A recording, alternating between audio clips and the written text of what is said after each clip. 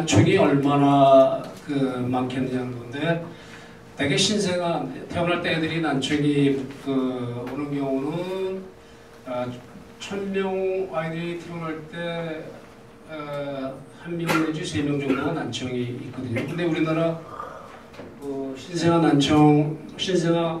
출생 비율이 많이 떨어졌습니다. 옛날 제가 젊었을 때만 하더라도 한 해에 한 70만 명, 80만 명 태어났는데 지금은 40만 명, 그거보다 좀 밑에로 떨어졌는데 1000명당 1명 내지 3명이니까 매년 우리나라에서도 한 400명, 1200명 정도의 난청 있는 아이들이 태어난다고 우리 보면 되는데, 이 난청이라는 건 심한 난청을 얘기하는 겁니다. 약간 난청이 있는 거는 빼놓고 고도의 심한 난청이 있는 아이들이 이 정도 태어나는데 적지 않은 숫자죠.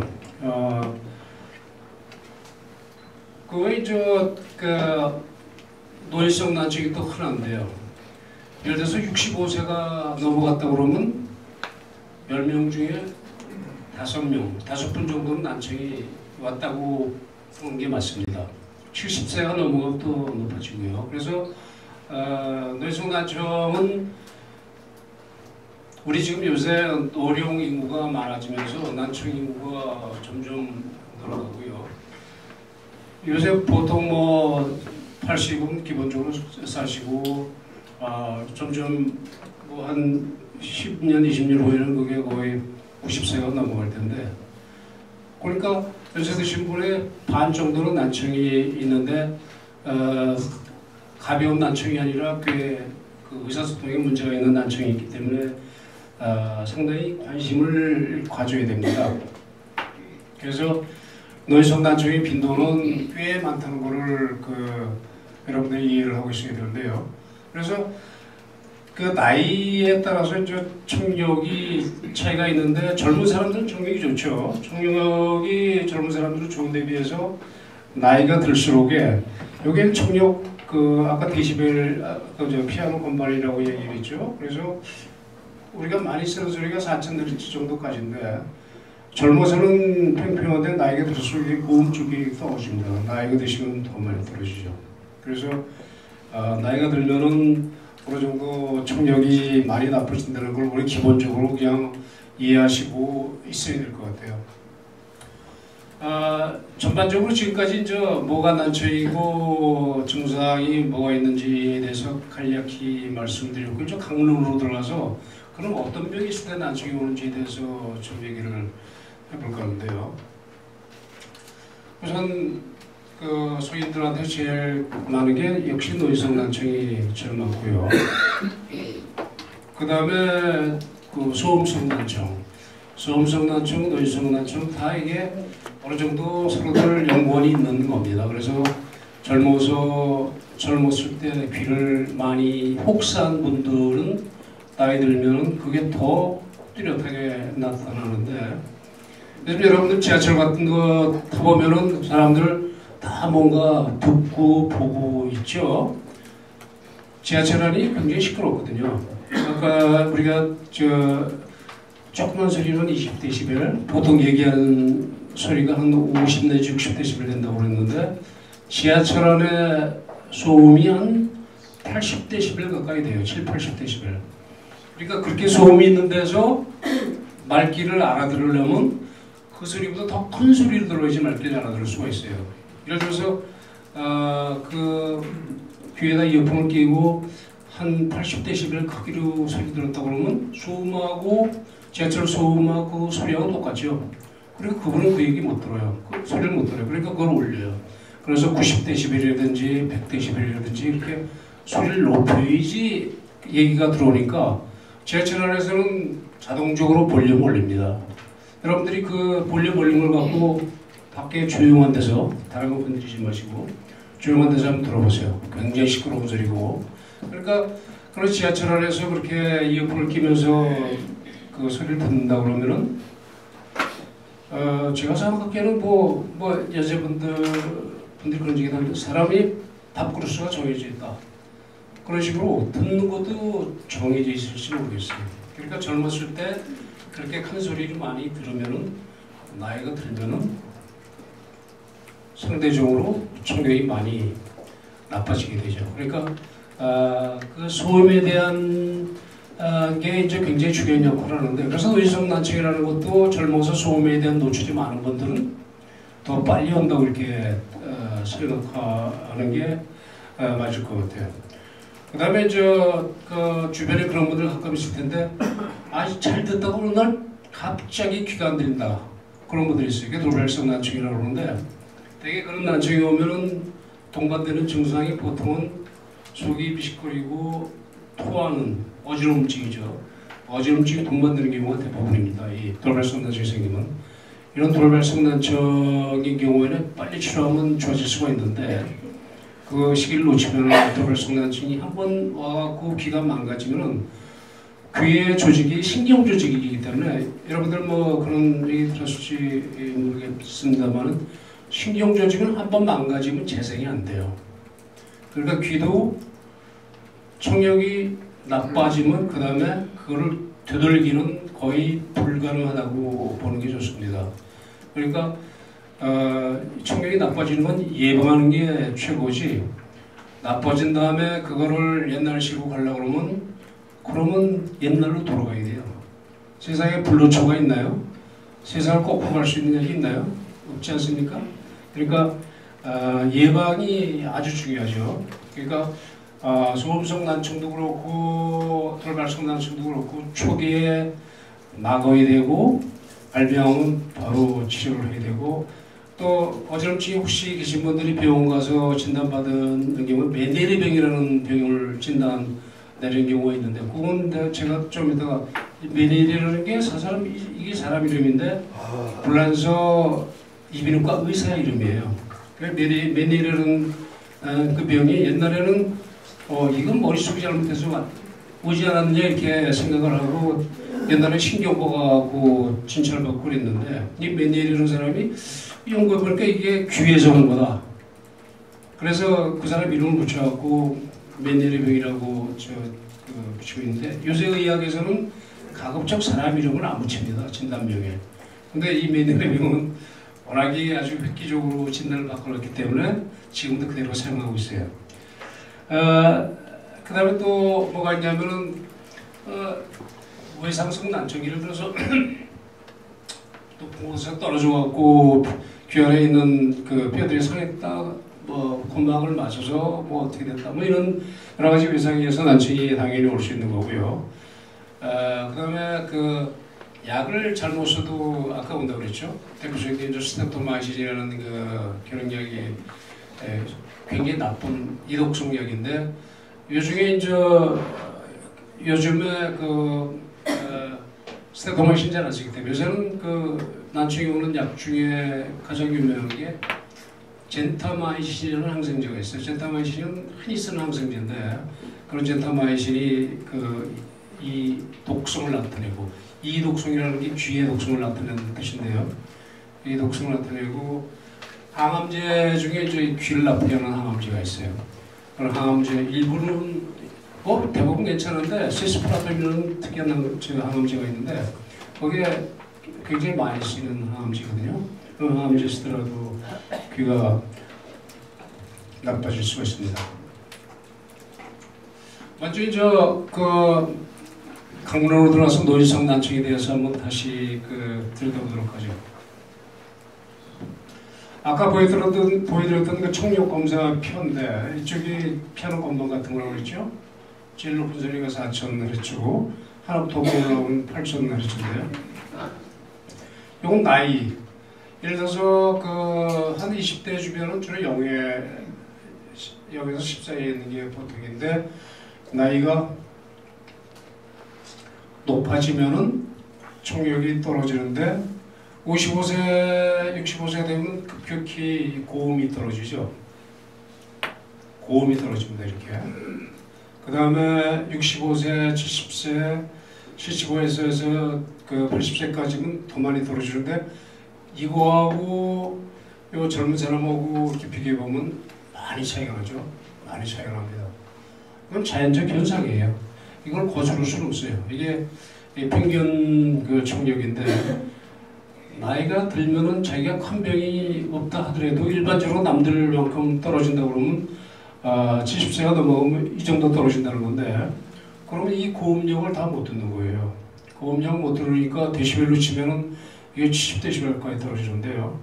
보통 청력이 일반적으로 얘기해서 한 20데시벨, 25데시벨까지가 평균이 정상 청력이라고 그러거든요. 그 청력을 얘기할 때 예를 들어서 청력이 내가 40데시벨이다. 그걸 어떻게 구하는 거냐면 500, 1000, 2000 세 개의 평균을 낸다든지 4000까지 4개의 평균을 내는 겁니다. 그래서 이런 경우에 75세가 넘어가면 하나, 둘, 셋, 넷 이거 평균 내면은 한 이 정도 돼요. 45 내지 50까지 될 거예요. 그러면은 정상이 20 이내에 들어가야 되는데 50 들어가니까 굉장히 나빠지는 거예요. 그래서 나이가 들면은 난청이 당연히 오는데 거기에 플러스 젊어서 귀를 많이 혹사했다. 예를 들어서 내가 철공소에 오랫동안 일했다. 혹은 뭐 그런 소리가 많이 큰 소리가 나는 장소에서 항공 정비를 했다. 비행기 정비를 했다. 그건 굉장히 시끄러워되죠. 이런 식으로 젊어서 그 소음에 대한 노출이 많은 경우에는 이것보다 훨씬 더 떨어지겠죠. 또 하나 플러스 체질이 귀가 빨리 나빠지는 체질을 갖고 태어났다. 그건 조상 탓이죠.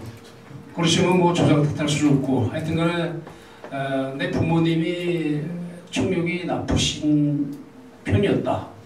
그럼 나한테도 올 수 있다는 것을 여러분들이 알고 계시죠. 그런 경우는 더 많이 떨어지는 거죠. 이거는 기본적인 그 평균 치료 얘기니까.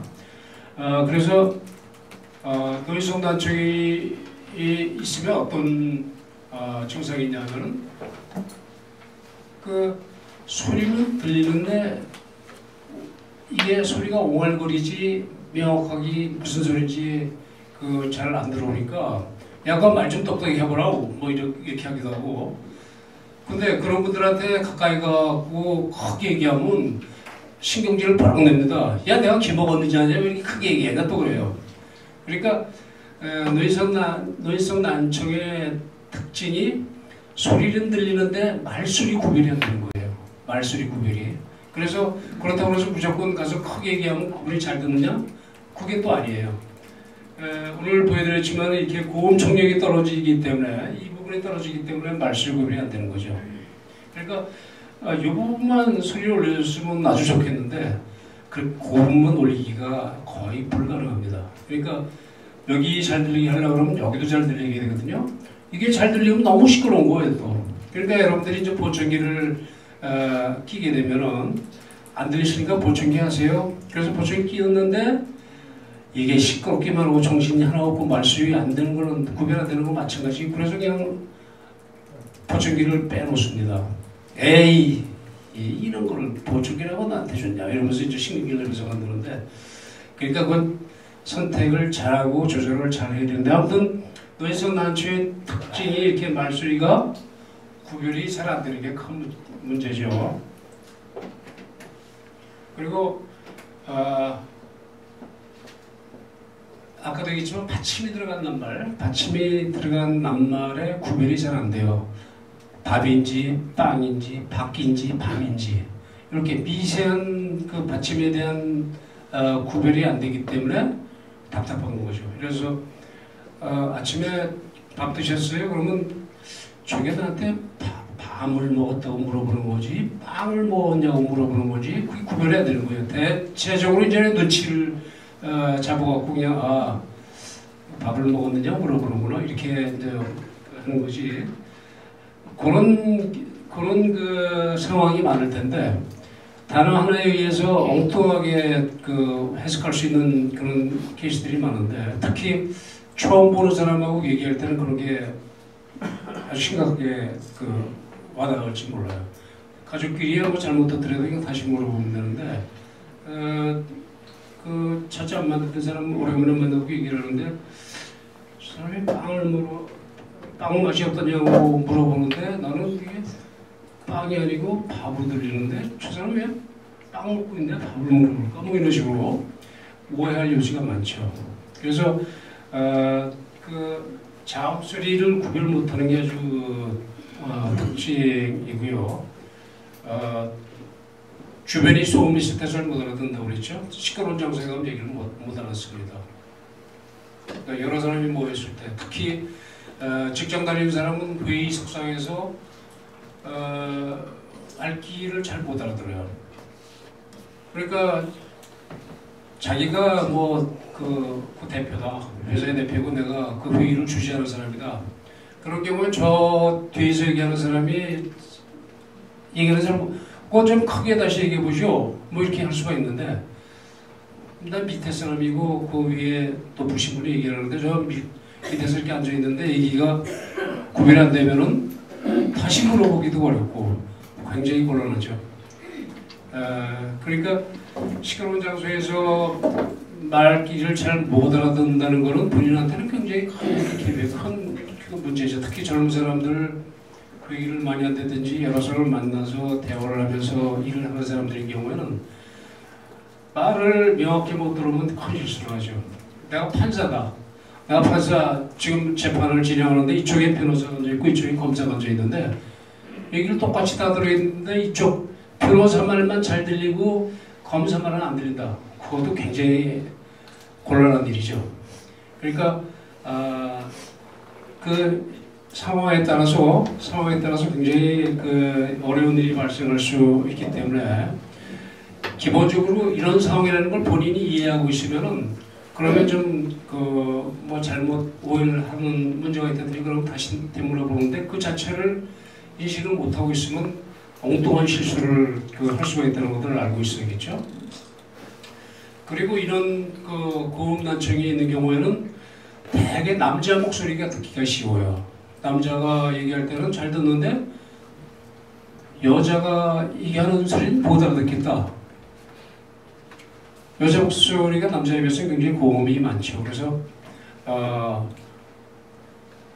애기들이나 혹은 아줌마나 혹은 젊은 여자들이 얘기할 때 얘기를 못 듣는다. 남자 얘기하는 건 잘 듣는데 여자 목소리를 잘 못 듣겠다 그러면 이런 고음 난청이 왔다는 거를 한 번쯤은 생각을 해봐야 될 것 같아요. 이게 그러면서 어느 경우에는 소리에 대한 그 인식이 옛날하고 좀 달리 소리가 변형해서 들리면서 특정한 소리에 대해서 굉장히 예민해져요. 어떤 소리를 들으면 굉장히 신경질이 나고 뭐 이런 경우도 생기는데 이런 여러 가지 나이가 들면서 생기는 현상들을 이해하고 있는 게 좋죠.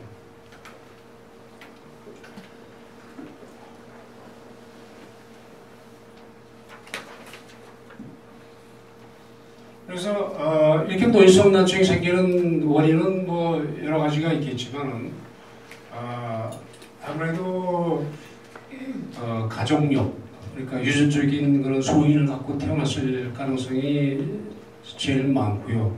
그렇지 않고 되겠지만 소음에 노출이 많이 된 경우에 나이가 들면서 딴 사람보다 더 빨리 나빠질 수가 있고 약을 썼다든지 그건 고혈압이라든지 당뇨가 있으면 또 이게 신경조직이기 때문에 만성적인 질환이 있으면은 딴 사람보다 더 빨리 망가질 가능성이 많습니다. 그러니까 기본적으로 성인병 같은 것들은 미리미리 손을 써서 좀 악화되지 않게 하는 게 중요하겠죠. 일단 신경조직은 망가지면 회복이 안 된다고 그랬죠. 그러니까 망가지기 전에 막아야 됩니다. 그래서 소음이 어떤 공기가 있느냐는 거는 한 논문이 있는데 그 논문이 뭐냐면은 아프리카 오지에 사는 사람을 한 그룹으로 하고 또 하나는 논문이 네덜란드 사람이 쓴 논문인데 네덜란드 도시에 사는 사람들의 같은 연령을 총력 비교를 해봤는데 도시에 사는 사람은 총력이 나이가 들면서 많이 떨어지는데 이런 아프리카 오지에 그야말로 동물의 우는 소리밖에 안 들리는 오지에 사는 사람은 총력이 상당히 좋고 그런 오지에 사는 사람들은 사냥을 해야 되는데 사냥을 하려면 동물의 움직임이라든지 이런 소리를 다 들어야 되잖아요. 그런 사람들은 비교적 총력이 아주 잘 보존되어 있는 데 비해서 네덜란드 도시에 사는 사람은 총격이 많이 떨어졌더라. 뭐 여러 가지 원인이 많겠지만은 거기에 하나를 추가를 했어요. 아프리카 오지인데 폭포 옆에서 사는 사람의 또 비슷한 그 사람들을 연령 비슷한 사람을 모아갖고 총격 검사를 비교해봤어요. 그랬더니 폭포 옆에 있는 사람은 네덜란드 도시 사람보다 총격이 더 나빠. 폭포 옆에 사는 사람들은 1년 내내 폭포 떨어지는 소리를 듣는데 폭포 떨어지는 소리가 엄청나게 크지 않습니까? 그래서 그 논문의 결론은 이 환경적인 요인에 의해서 총력은 떨어지는구나. 그렇게 결론을 했어요. 결론에 무리가 없지 않습니까? 그래서 소음에 얼마만큼 노출되느냐도 결국 나중에 노년기의 청력이 굉장히 공기가 많다는 그런 걸 보면 알 수 있죠. 그래서 원인이 이제 뭐 여러 가지 중에서 그런 소음이 아마 가장 영향이 클 것 같고요. 증상은 노인성단체의 특징이 자기도 모르게 옵니다. 우리가 아이들을 보고 있으면 걔가 키가 크는지 안 크는지 매일 보고 있으면 모르죠. 근데 손자가 그 며느리하고 키우다가 오래간만에 들고 오면 어이구 얘가 많이 컸네 이렇게 우리가 인식을 할 수 있잖아요. 근데 내가 들고 키우면 매일 보면 걔가 키가 자랐는지 잘 모르듯이요. 그래서 이 노인성 난청은 서서히 오는데 본인들은 맨날 똑같은 소리를 듣는다고 생각을 하지만은 실제로 검사를 해보면 총력이 떨어지고 있는 거죠. 그래서 이건 서서히 옵니다. 서서히 오는데 어느 날 갑자기 더 안 들려서 내가 난청이 생겼구나. 그럴 때는 어느 한계까지는 본인이 모르다가 그보다 더 떨어지면 그때는 이제 본인이 실감을 하는 거지. 아무튼 굉장히 서서히 진행되고 있죠. 그래서 초기 증상은 아까도 얘기했지만 이명증이 이제 먼저 오기 때문에 이명증이 난청의 신호탄이라고 생각을 할 수가 있고요. 처음에는 고음력만 떨어지죠. 고음, 또 풍음의 소리만 못 듣다가 점차 저음 쪽으로 이렇게 난청이 내려오는데 고음이 떨어졌을 땐 잘 몰라요. 바람이 조금 받침 들어간 게 구별은 되지만 일반적인 소리를 잘 들으니까 그냥 모르고 지내는데 그게 저음까지 내려오면 이제 크게 느낄 수 있고 여자 목소리가 듣기가 더 힘들다고 그랬죠. 그리고 시끄러운 장소에서 얘기가 잘 들을 수가 없죠. 그래서 이런 난청이 생기면 그 특징이 뭐냐면은 난청이 어느 정도 있을 때는 그냥 대화가 되는데 그게 좀 힘들어지면은 본인이 고립돼요. 그러니까 자식들이 한번 잘 안 들리면 한번 물어볼 때 대답해줘요. 야, 그럼 뭐라고 그랬는데 다시 한번 얘기해볼래? 첫 번째는 대답해줘요. 두 번째도 그냥 대답해줘요. 세 번째 물어보면 신경질 확 내고 대답 안 해줍니다. 그러니까 가족들이 모여서 얘기를 하는데 자기는 안 들리잖아요. 그러니까 애들이 얘기하면서 웃으면은 그것도 신경질이나 나는 무슨 소리인지 못 알아듣는데 지들끼리 웃으니까 자기가 소외된 느낌이 있고 그런 분들은 되게 사람들을 잘 안 만나려고 그래요. 모임에 가더라도 얘기가 안 들리니까 잠깐만 엉뚱한 대답이나 하고 그럴까봐 본인이 피합니다. 그럼 뭐냐? 외톨이가 되는 거예요. 가족이나 친구들 사회에서 잠깐만 격리가 되는 거죠. 그렇게 난청이 와서 그렇게 격리가 되면은 요새 이제 그런 얘기도 들으셨을 텐데 치매가 빨리 온다. 치매가 빨리 온다는 건 내 생각에는 그런 것도 있을 것 같아요. 이렇게 남들하고 교류를 안 하고 잠깐만 본인이 혼자 외톨이로 지내는 경향이 있기 때문에 그렇게 되면 치매라는 것도 자꾸만 머리를 쓰고 대화를 하고 이러면은 좀 천천히 오는데 대화가 없이 혼자서 지내게 되면은 더 빨리 오겠죠. 그러니까 이 난청이라는 게 사실은 어떻게 보면 사회적으로 굉장히 본인을 격리하는 꼴이기 때문에 이게 그냥 넘어갈 수는 없는 그런 상황이라는 걸 여러분들이 이해하고 있어야 될 것 같아요. 그리고 뭐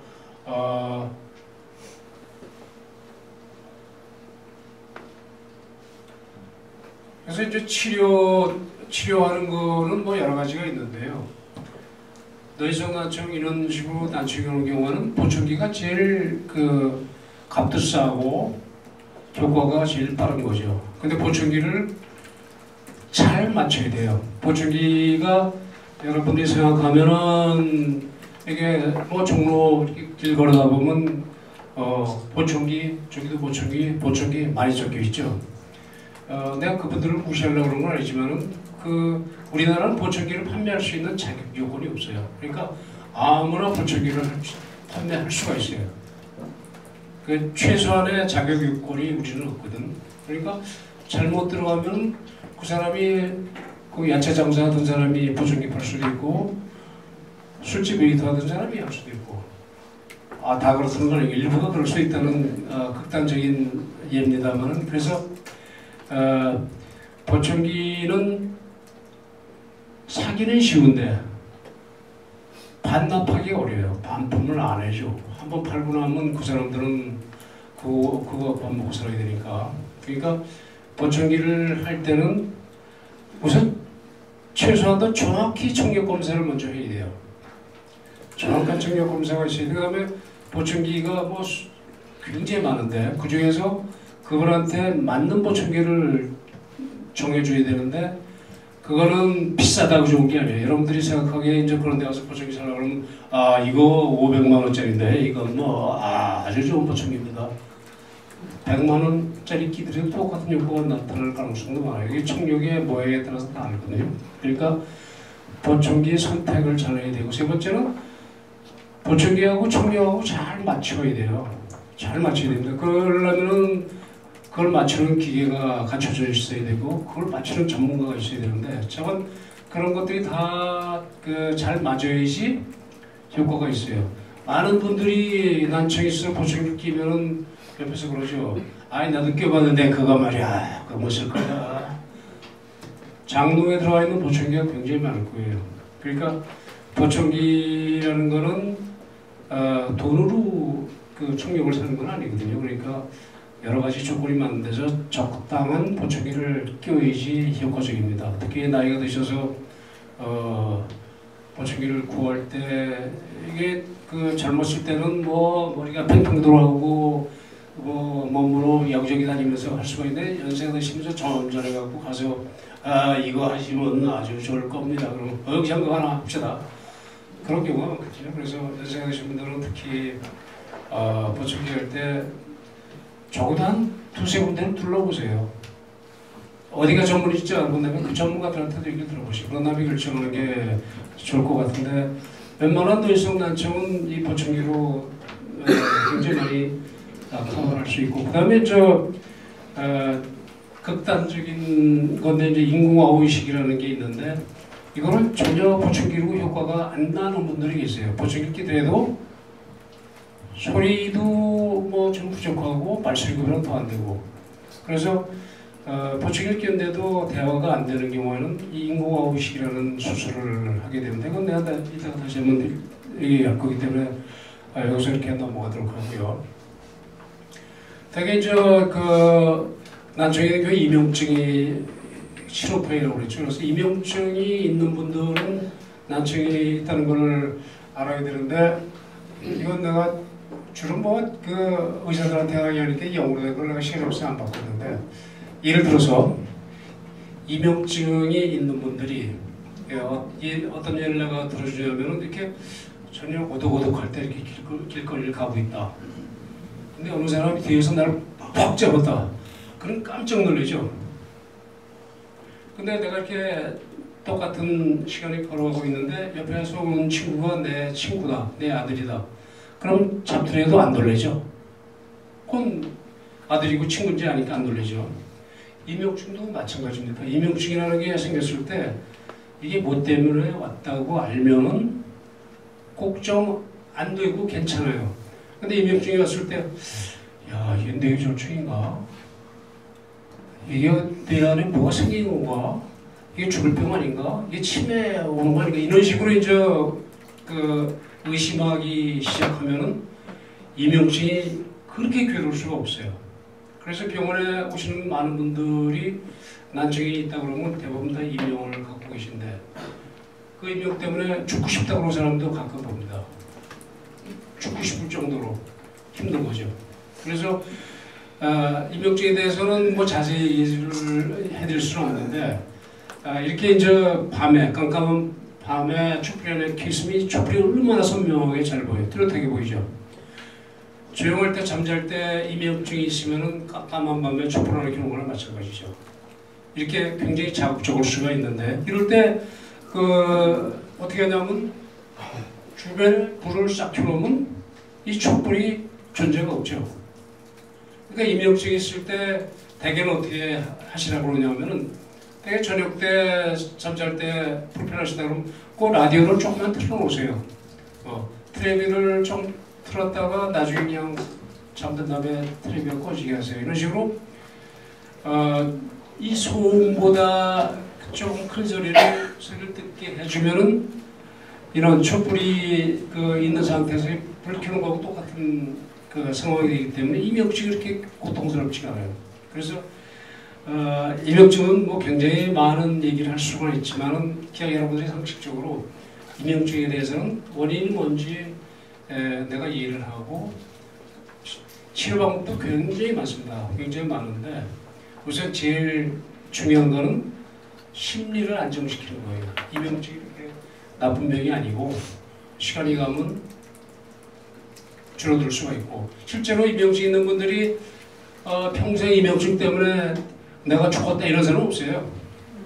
길게는 1년도 가고 3, 4년도 가지만은 시간이 지나갈수록 이명증에 대한 감각이 덜해지는데 그거는 이명증이 실제로 없어서 그런 게 아니고 이명증은 있는데 그거에 대해서 뭐랄까 습관했다고 그럴까요? 그렇지 않으면 거기에 대해서 이제 적응이 된 거죠.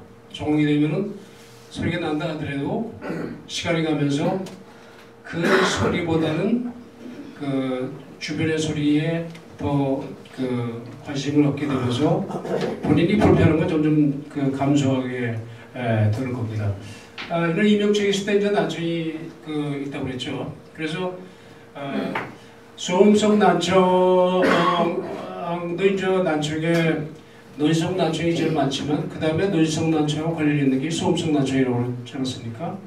그래서 우리나라는 남자들이 다 군대를 가기 때문에 군대에서 총도 쏘고 뭐 포병이다 그러면 의상 포도 쏘고 그러면서 젊은 나이에 소음에 대한 노출이 상당히 심하죠. 그래서 총을 쏘는 사람들 그런 사람들 이렇게 청력 검사를 해보면 난청의 경우에 총을 이게 오른쪽 개머리 편이라고 그러죠. 여기다 빵 쏘니까 오른쪽 귀에 소리가 훨씬 더 많이 들어가죠. 왼쪽 귀보다. 그래서 청력 검사를 오른쪽은 뚝 떨어져 있어요. 오른쪽만. 그래서 군대에 있을 때 총만이 있었다든지 무슨 뭐 폭발음이 많은 장소에서 일했다든지 그런 경우에 이제 소음성 난청이 올 수가 있죠. 그래서 소음성 난청이 있는 사람들 청력 검사를 해보면 특징적으로 이렇게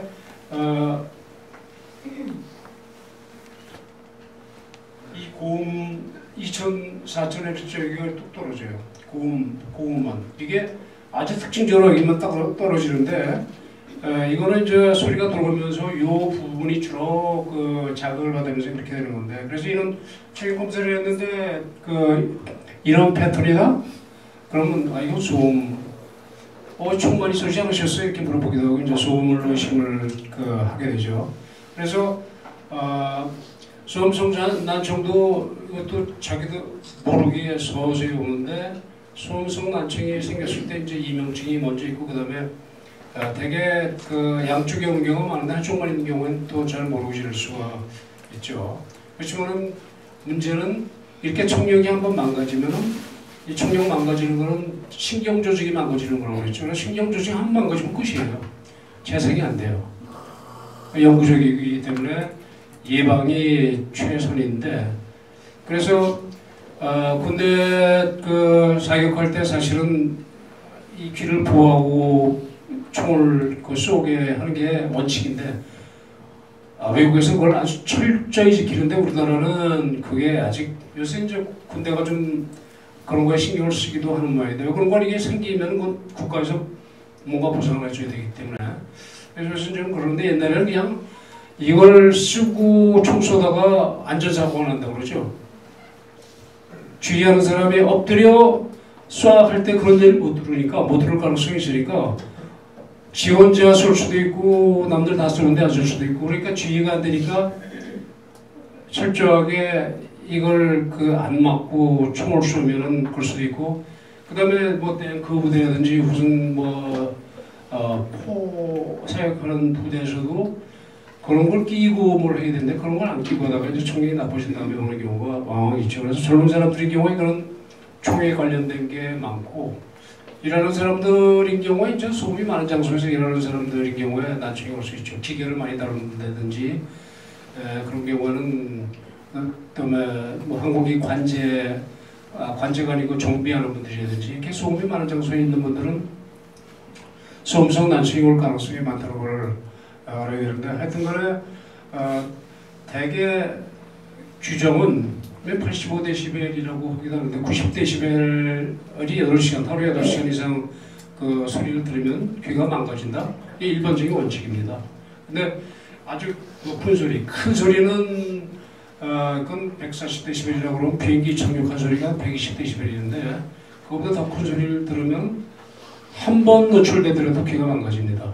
그러니까 소음에 대해서는 우리가 특히 이건 예방 안 하면 망가지면 끝이기 때문에 소음에 대해서는 아주 예민하게 대처를 해야 됩니다. 아까 돌발성 난청에 대해서 간단히 얘기를 드렸습니다만은 돌발성 난청이라는 건 어느 날 갑자기 난청이 생기는 거예요. 어느 날 갑자기 아침에 일어났는데 베란다에 이쪽이 전화 소리가 안 들리네? 이러면서 이제 병원에 옵니다. 그러니까 대개 이제 청력 검사를 해보는데 그래서 3일 이내에 한 데시벨은 30데시벨이라고 그러는데 그 2, 3일 사이에 청력이 30dB 이상으로 떨어지는 걸 돌발성 난청이라고 얘기를 하죠. 그래서 대개는 그분들한테 이렇게 자세히 물어보면 대개 감기 기운이 있었다고 그래요. 감기 기운이 있은 다음에 아침에 일어났더니 속이 미식거리고 토할 것 같으면서 귀가 안 들린다. 이게 제일 흔한 증상인데 그렇게 해서 돌발성 난청이 생기는 경우에 병원에 그때는 바로 가야 돼요. 바로 가면 이렇게 스테로이드라는 얘기가 있는데 스테로이드를 쓰면은 일주일 이내 쓰면 회복되는 경우가 굉장히 많아요.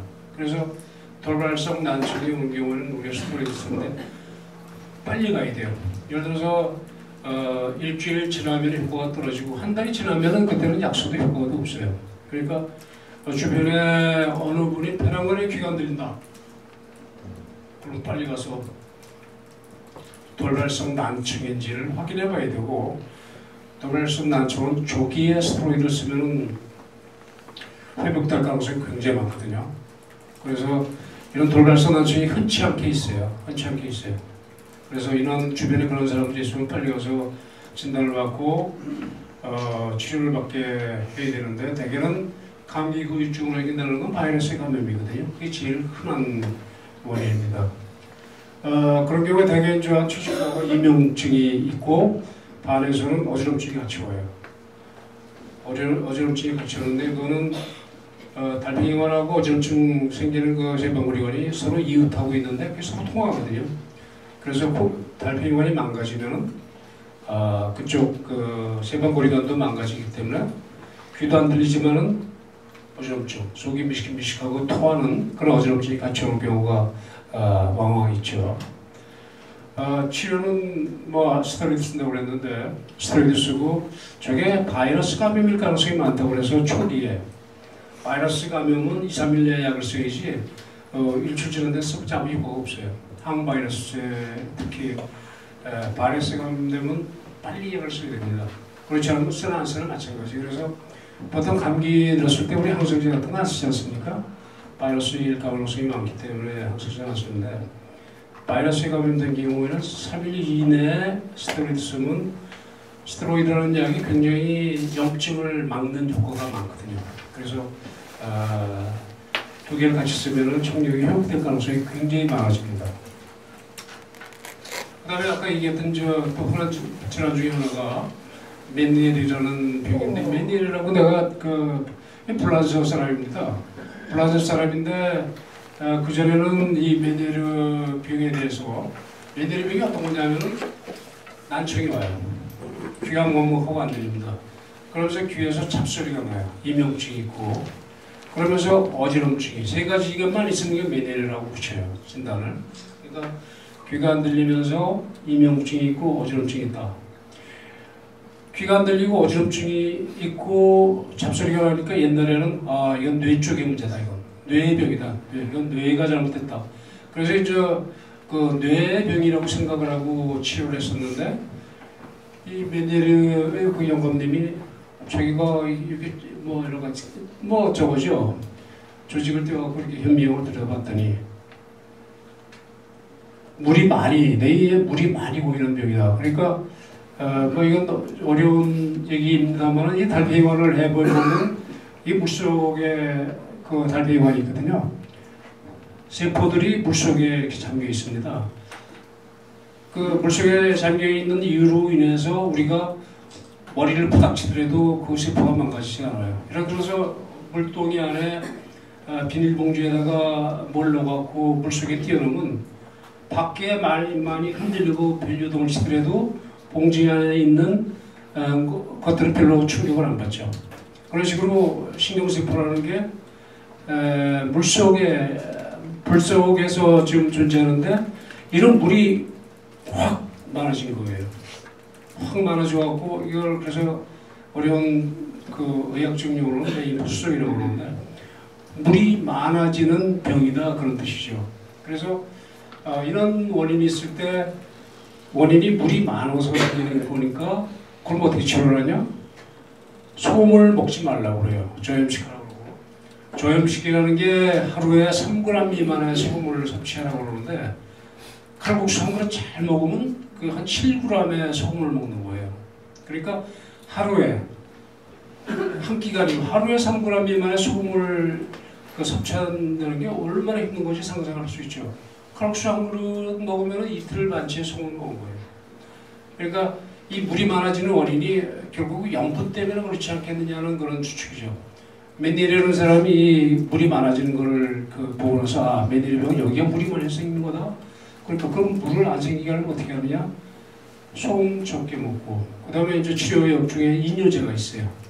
이뇨제를 쓴다든지 이런 식으로 물 관리를 하는 거죠. 그러니까 물 관리를 해서 증상을 좀 가르치게 하는 건데, 하여튼 이 메니에르 병이라는 게 얘기했듯이 세 가지 증상만 있으면 메니에르 병이라고 붙이거든요. 진단을 붙이는데, 문제가 이제 그 치료가 꽤 만만치가 않고, 꽤 많은 분들이 이 병을 갖고 계세요.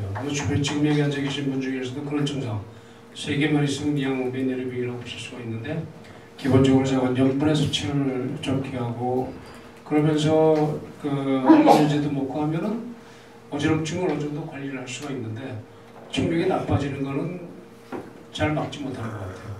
청력은 계속 점점 나빠지거든요.